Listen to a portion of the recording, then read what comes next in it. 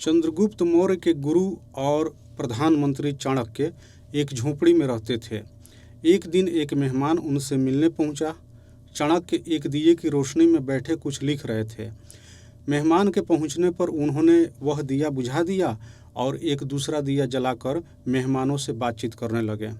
हैरत में आए मेहमान ने थोड़ी देर बाद इसका कारण पूछा। चाणक्य ने बताया कि पहले वाले दिए में तेल सरकारी खर्चे से डाला गया था। उसकी रोशनी में वे सरकारी काम कर रहे थे। आगंतुक उनका निजी मेहमान था, इसलिए उन्होंने दूसरा दिया जला लिया जिसमें उनके पैसे से लाया गया तेल डाला गया है। संदेश यह था कि शासक को सरकारी और निजी खर्च में अंतर न सिर्फ समझना चाहिए बल्कि करना भी चाहिए। सदियों पुराना यह किस्सा कितना सच है कितना नहीं कहना मुश्किल है, लेकिन एपीजे अब्दुल कलाम से जुड़े ऐसे कई किस्से लोगों की स्मृतियों में आज भी हैं। बहुत से लोग ऐसे भी हैं जिन्होंने इन किस्सों को अपने सामने घटते देखा है। दरअसल आज के दौर में जब जनसेवकों का एक बड़ा वर्ग राजा जैसा व्यवहार करता दिखने लगा है, कलाम ने सादगी, मितव्ययिता और ईमानदारी की कई अनुकरणीय मिसालें छोड़ी है। ये प्रेरणा भी हो सकती है और आईना भी। एक बार कलाम के कुछ रिश्तेदार उनसे मिलने राष्ट्रपति भवन आए। कुल 50-60 लोग थे। स्टेशन से सबको राष्ट्रपति भवन लाया गया, जहां उनका कुछ दिन ठहरने का कार्यक्रम था। उनके आने और जाने, रहने, खाने का सारा खर्च कलाम ने अपनी जेब से दिया।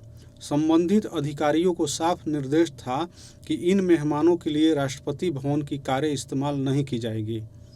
यह भी कि रिश्तेदारों के राष्ट्रपति भवन में रहने और खाने पीने के सारे खर्च का ब्यौरा अलग से रखा जाएगा। इसका भुगतान राष्ट्रपति के नहीं बल्कि कलाम के निजी खाते से होगा। एक हफ्ते में इन रिश्तेदारों पर हुआ 3,54,924 रुपये का कुल खर्च देश के राष्ट्रपति अब्दुल कलाम ने अपनी जेब से भरा था। इसी तरह एक बार कलाम IIT BHU के दीक्षांत समारोह में मुख्य अतिथि बनकर गए थे।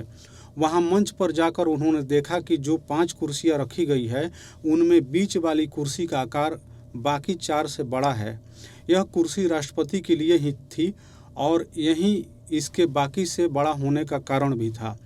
कलाम ने इस कुर्सी पर बैठने से मना कर दिया। उन्होंने वाइस चांसलर से उस कुर्सी पर बैठने का अनुरोध किया। BC भला ऐसा कैसे कर सकते थे।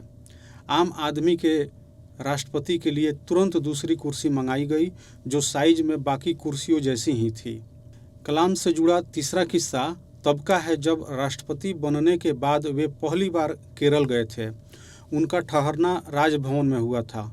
वहां उनके पास जाने वाला सबसे पहला मेहमान कोई नेता या अधिकारी नहीं बल्कि सड़क पर बैठने वाला एक मोची और एक छोटे से होटल का मालिक था। एक वैज्ञानिक के तौर पर कलाम ने त्रिवेंद्रम में काफ़ी समय बिताया था। इस मोची ने कई बार उनके जूते गांठे थे और उस छोटे से होटल में कलाम ने कई बार खाना खाया था।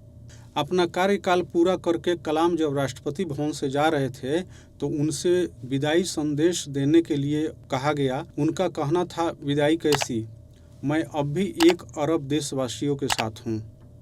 आज कलाम नहीं हैं, फिर भी वे 1 अरब देशवासियों के साथ हैं। उनके ये किस्से आज भी कईयों को प्रेरणा देने के लिए काम कर रहे हैं।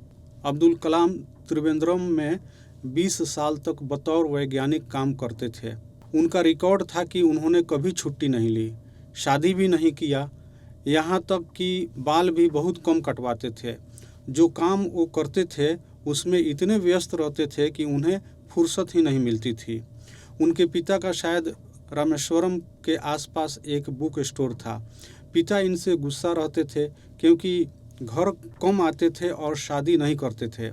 एक बार उनके पिता हज करने गए। उन्होंने अब्दुल कलाम को बुलाया और कहा कि उन्होंने बेटे का कोई फ़र्ज निभाया नहीं, वो हज करने जा रहे हैं और अब्दुल कलाम को बुक स्टोर संभालना होगा। अब्दुल कलाम ने तब 1 महीने की छुट्टी लेकर रॉकेट साइंटिस्ट का काम छोड़कर टूरिस्ट लोगों को किताबें बेची। मातृभूमि का काम जरूरी है, लेकिन पिता के आदेश को भी हमेशा टाला नहीं जा सकता। जब वो राष्ट्रपति बने तब जहां वो काम करते थे उसके बाहर के होटल के मालिक का इंटरव्यू लिया था किसी ने। उसने बताया कलाम रोज़ सुबह एक सादा डोसा और एक गिलास दूध लेते थे। चाय कॉफ़ी पीते नहीं थे और शुरू से शाकाहारी थे। यही 20 साल तक रोज़ सुबह के नाश्ते में खाते थे। कोई न कोई साथी वैज्ञानिक हमेशा साथ होता था। होटल मालिक ने बताया वो लोग नाश्ता करते हुए भी अपनी चर्चा में व्यस्त रहते थे।